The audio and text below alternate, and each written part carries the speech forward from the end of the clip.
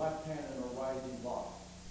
Continues as you go to a hard bow, left rising block, white inverted punch, facing directly to 12 o'clock.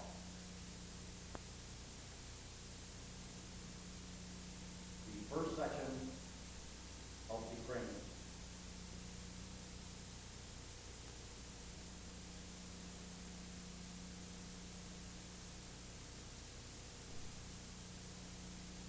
The second section of the crane is probably the section that most people remember, made immortal in the Karate Kid, although it left a lot to be desired.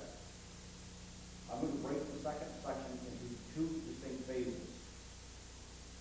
The first phase is a teaching phase to teach the use of the crane, the hands and the blocks. The second phase will be the way it should actually be done in the kata. As I break it down, you'll see what is a distinct need here for a teaching phase. Taken from your final movements from here, the first section, the rolling uppercut and the block. From this movement now, I find it easiest from a teaching standpoint to break each of the crane movements of the hand into separate counts. I'm going to be stepping forward into a tap with the right foot. In the teaching phase of it, notice that the right hand will always strike across the body in this direction at 9 o'clock. The left hand will always strike forward. Note the position of the crane hand. The hand is bent down. All of the fingertips are drawn together. The thumb is placed in to resemble the beak of a crane. This type of movement has two applications. From here, I hook and block with this, and you strike at the same time. So what we have with the actual crane movements, you have a transference. One hand is blocking, the other hand is striking. The hand that strikes blocks and strikes. So the movements are interchangeable. In the later adaptation of the tiger and crane, when I break it down with an opponent, you'll see this more distinctly. The first section again then, giving each of the crane hand movements a count, there will be a total of 9. As I come forward into the cap, the timing will be as such that I will do 2 movements as I'm stepping forward.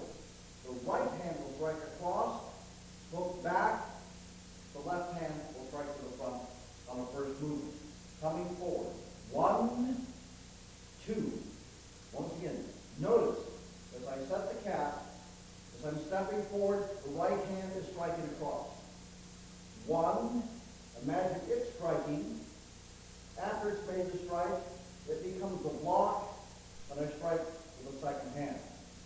Once again, the first 2 movements. 1, 2. Notice from this position, all I'm going to do is shift from the right cap to the left cap, so that basically my body stays in position. As we do, we're going to add the third strike. Your movement from here coming forward. 1, 2, as I shift, 3. The right hand strikes across. The fourth movement now will be pushing all the way down. And this is the movement that you see classically in the Karate Kid. You see it in reference where at this point you're going to go to a crane stance. The fourth movement, both of the crane beats are going to strike down across the knee as you bring up the crane, and the hands go to the side. There are 2 distinct different interpretations of this movement. You'll see it done with the hands still remaining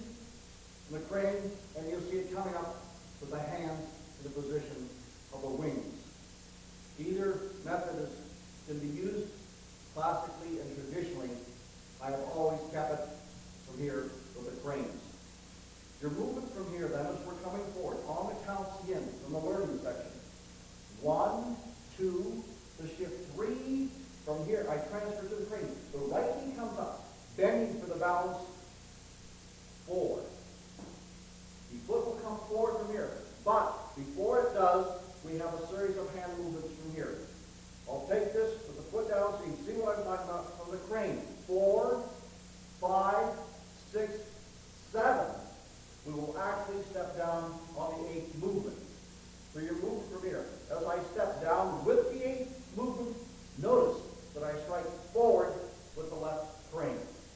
So your movement from here, coming up into the crane, both hands coming down. The balance from here becomes critical. 4, 5, 6, 7. Notice I'm coming down to 8. I let the body come forward. And 9. Once again, taking the counts. 1, 2. Notice that they're done in one continuous movement of the step. 1, 2. The shift of the cat, 3. 4 from here.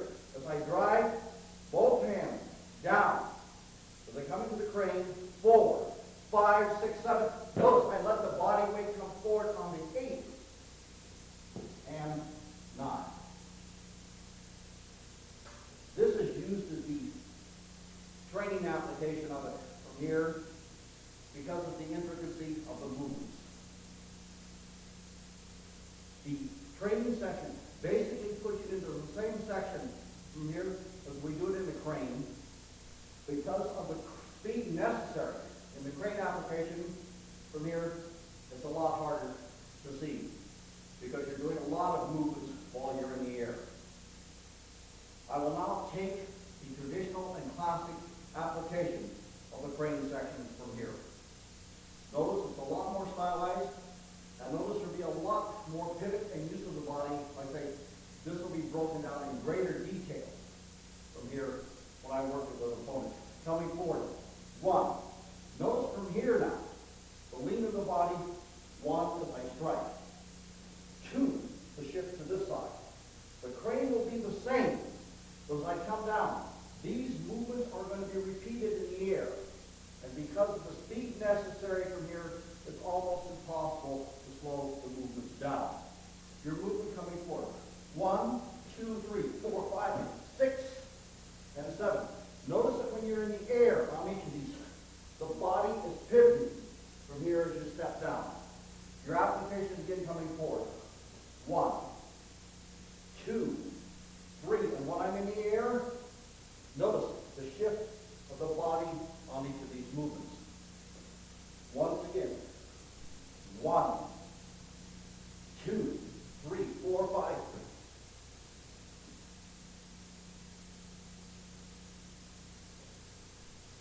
This ends the demonstration of the second section of the crane.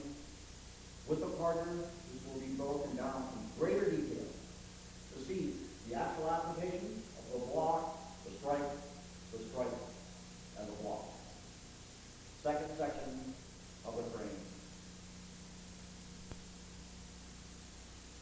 As an additional comment on section 2, you'll notice that the training section was done in 9 distinct counts for a training aspect. You'll notice the actual